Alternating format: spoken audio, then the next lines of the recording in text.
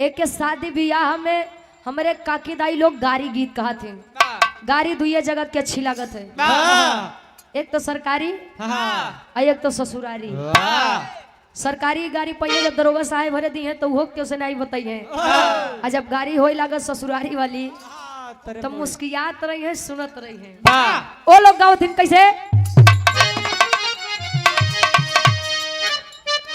क्या बात है।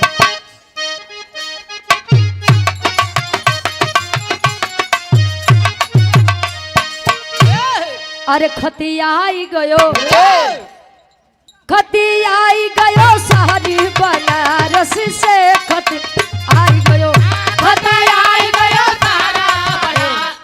ओके तनी आ गया वो जौनपुर वाले गाँव थे।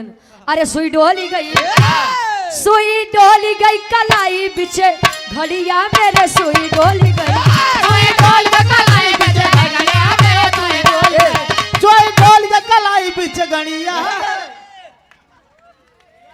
अरे यार घड़िया में ओ लोग जो दादी हरे रही माले जगह हम दांत तो कराएगा।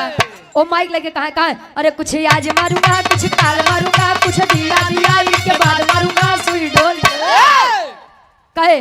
अरे दुल्हा के बहिनी बाजार करे जाली, हजार करे जाली, भजार करे जाली, सुई तब ले आज के लड़के माइक कर रही है, कहीं अरे दादी मारूंगा नहीं, मारूंगी। कहीं अब हम का पता रे, इतना थोड़ी क्यों पढ़े लिखे।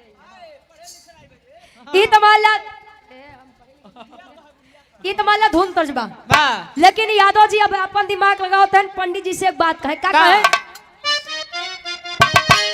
अरे भेटाईगा भेटाईगा मोछंगर लई के मोटक लाठी हो, भेटाईगा